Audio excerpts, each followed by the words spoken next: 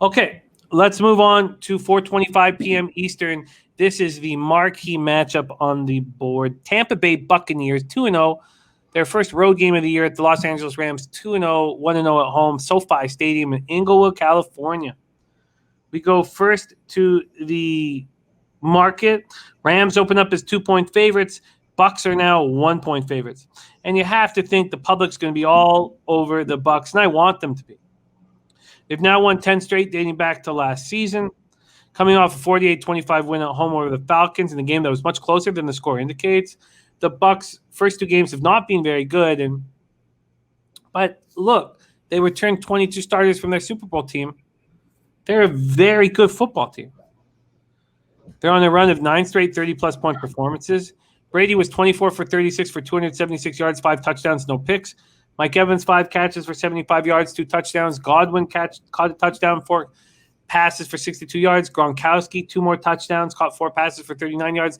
Leonard Fournette ran for 11 times for 54 yards. Shout out to Noli Knows, who's on the Fournette over. Mike Edwards returned 2 of Tampa's 3 picks for TDs. They did only manage 1 sack. Rams coming off a 27-24 win in Indianapolis. Stafford, 19 for 30 for 278 yards, 2 TDs, 1 pick. Cooper Kupp was a machine. 9 catches, 163 yards, 2 touchdowns. The second highest single game yardage of Kupp's career. Robert Woods adds 5 catches for 64 yards. Darrell Henderson Jr. ran 13 times for 53 yards, caught 3 passes for 29 yards. Then he leaves in the fourth quarter with a rib injury. It's a rib cartilage injury. McVay is hoping he can practice this week. He may not be there, and that hurts. But Sony Michel will be there. 46 yards on the ground from 10 carries. Their defense was a menace all night long. 11 hits on the quarterback. And then, of course, Wentz sprains both ankles. Donald, 7 tackles, 1 for a loss, 3 quarterback hits. Leonard Floyd, 3 quarterback hits. Linebacker Justin Lawler broke his hand in the game. He's already had surgery and says he's good to go. I want to bet the Rams. I will bet the Rams, but I must stay disciplined and let all the public money come in on the Buccaneers. I must wait until Sunday at 3 o'clock. I want the Rams here. Bebsie, what do you think, Bucks, Rams?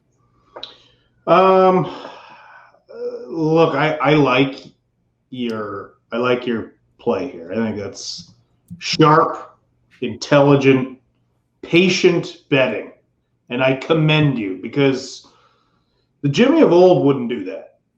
The Jimmy of old would have leaky palms. He'd be screaming, "Let's get paid." He'd already have half his bankroll on this game. I love what you're doing. Now, one thing that troubles me about this game and taking the Rams is you talked about pressures.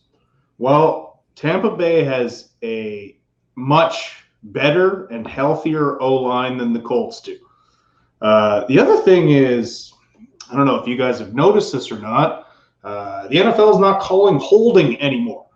They want to speed up the game. It was getting a little ridiculous, but now it's swinging the other way, which it often does when the NFL wants to make a point about something or switch something. It's like all or nothing with them. They couldn't just throw less holding flags. They're deciding to throw none. And nobody in the NFL has been a bigger victim of being held than, of course, Aaron Donald, who's the best defensive player in the NFL. What does Tom Brady do? He gets that ball out quick. So I don't know how much of a factor they're going to be. Now, Tom Brady does hate pressure up the middle, which is where Aaron Donald comes from. So that's going to be a bit of a factor. But as long, like, if they're just getting away with blatant, and I mean blatant holds on Donald and some of the other star pass rushers in the NFL, then I don't see that being that big of a factor. What I like in this one, and the total is high as shit, and I don't care. It's like when the Rams played KC a few years back when they both had just dominant offenses, and I think that the total was 60-something, and I was all over that, and they put up like 100 points. I think this is going to be a massively high-scoring game. Yeah. Interesting here. 45% of tickets on the under, 96% of cash. 71% of tickets on the spread on the Bucks, 54% of cash.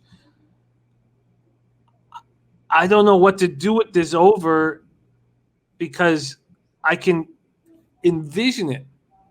But all this money coming in on the under, and they're making the under more appealing to gamblers. It's gone from 54 to 55.5, which is confounding. Dennis Garcia said I played the under 2. Burgundy Bet says Bebsie with Gronk TD props. CMAX says stay off. Oh, I'm going to be on the Rams money line, and I'm going to wait. I'm going to wait. Overtime says here, the first spot overtime said best bet on Tampa Bay. Can't overlook all the weapons they have. Stafford's okay. Take Kupp away, and Rams are pedestrian. Gronk another TD this week. This is the game that the Bucks or that a Brady team loses. They'll be sharp as fuck come the second half of the year, but this is so appealing to me. I just have to wait. Do you want to move on this total now? It's gone from 54 to 55.5. You said 96% of the cash is on the under? Now, we're dealing with 6,519 tickets. So this game will have 60 to 100,000 tickets come our Sunday show. But 96%. 96% of the cash is on the under at this point. And when we talk on Tuesday nights, it's generally not very public, the cash that's involved. It's generally the smarter cappers that are trying to get in early. And we didn't make a big deal about market moves in our show last year. And I added that to my MLB capping this year, and I've had a much better season. A lot of people think I'm putting too much emphasis on the tickets, and they may be right. Well, Slatsy says, already bet Bucks +2 and team total over 27. Overs 4-0 in their last 4 meetings. Rams gave up 24 to Wentz and a backup. Big test for Stafford. Also, Dutch boy fresh in the house. What up? What up, Dutchie? I'm going to think about this one. You've scared me out of it for the time being. And I think it's good to be – it's really helped me. We'll see what it does in NBA, and hopefully I don't care about it in NHL. But, okay. And Dennis Garcia says, it has worked for you, so keep doing it. I agree. I agree. I've got to keep doing it. It's just working. And I knew it was going to work in NFL more than any other sport because the public gets their asses kicked in NFL. The public loses in NFL more than any other sport. So I knew if I focused on it, it would. Birdie says you yelled at me last year when I asked for ticket info. Says I accept your apology. I'm sorry, Birdie. Look, Birdie, I'm learning, and I'll keep learning, and then I'll not need to learn because I'll get my family out of this Parkdale apartment. Okay, let's move on.